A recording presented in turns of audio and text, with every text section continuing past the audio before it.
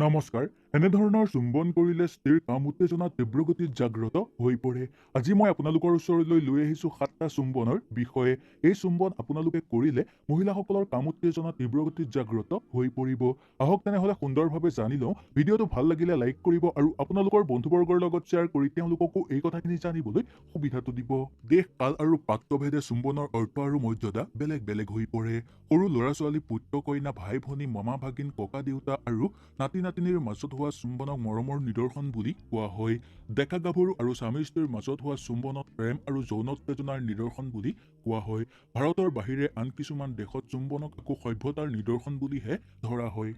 1 নম্বৰটো নিমিত্তক চুম্বন। নৱদম্পতীৰ প্ৰথম নিশা মনৰ মাজত এটি পোৱা নোপোৱাৰ আশা, এটি লজ্জাভাৱ আৰু এটি অজান ভয় ভাৱৰ উদয় হোৱা দেখিবলৈ পোৱা যায়। ওচৰত নৱপৰিচিত ভাৰ্যা, অন্তৰত লাজভাৱ কিন্তু দেহৰ কামনাৰ তীব্ৰ জাগ্ৰত ৰ'ব নোৱাৰা লাজভাৱ এফালে এৰি থৈ ভাৰ্যাক সাৱটি ধৰি লাহেকৈ কৰা প্ৰথম চুম্বনক নিমিত্তক চুম্বন বোলা হয়। প্ৰথম চুম্বনৰ পাছৰ পৰা স্বামী-স্ত্ৰীৰ লাজভাৱ আৰু ভয়ভাৱ ক্ৰমে কমিবলৈ ধৰা দেখিবলৈ পোৱা যায়।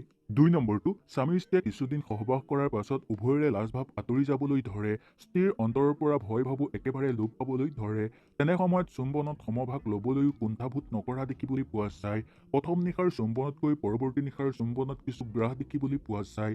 এই চুম্বনক যৌন শাস্ত্ৰসকলে বা যৌন শাস্ত্ৰকাৰে ঘনিষ্ঠক চুম্বন নামেৰে নামাকৰণ কৰিছে।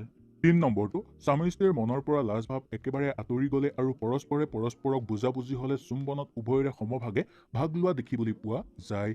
যদি স্বামীয়ে স্ত্ৰীৰ তলৰ ওঠত এক প্ৰকাৰৰ কামুৰি ধৰাৰ দৰে চুম্বন কৰে তেতিয়া স্ত্ৰীয়েও স্বামীৰ ওপৰৰ ওঠত তেনেধৰণে চুম্বন কৰিব লাগে। এনে কৰিলে দুয়োৰে কামভাৱ জাগ্ৰত হয়। দুয়োৰে সমানে চুম্বন কৰাৰ কাৰণে এই চুম্বনক সমচুম্বন বোলা হয়। 4 নম্বৰটো কিছুমান স্ত্ৰীয়ে কামনাৰ বশৱৰ্তী হৈ স্বামীৰ ওপৰলৈ গৈ স্বামীৰ গাল, ওঠ, নাক আদিত চুম্বন কৰা দেখিবলৈ পোৱা যায়। তেতিয়া স্বামীয়েও স্ত্ৰীক চুম্বনৰ দ্বাৰা প্ৰত্যুত্তৰ দিব লাগে।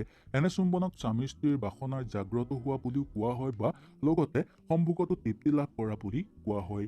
চুম্বনেৰে চুম্বনক উত্তৰ দিয়াৰ কাৰণে এই চুম্বনৰ নাম হ'ল উত্তৰ চুম্বন। 5 নম্বৰটো স্বামীয়ে স্ত্ৰীৰ স্তন, গাল, কাম উত্তেজনাৰ স্থানবোৰত জোৰকৈ চুম্বন কৰিব লাগে। এই স্থানবোৰত চুম্বন কৰিলে স্ত্ৰীয়ে লাজ পায় আৰু বাধা প্ৰদান কৰিবলৈ ধৰে, কিন্তু স্বামীয়ে নামানে। এনে চুম্বনৰ নাম হৈছে পীড়িতক চুম্বন। এনেধৰণৰ চুম্বনত স্ত্ৰীৰ কাম উত্তেজনা তীব্ৰগতিত জাগ্ৰত হয়। হয়তো এই ভিডিঅ'টোৰ যোগেদি আপোনালোকে সুন্দৰভাৱে বুজিবলৈ সক্ষম হ'ল।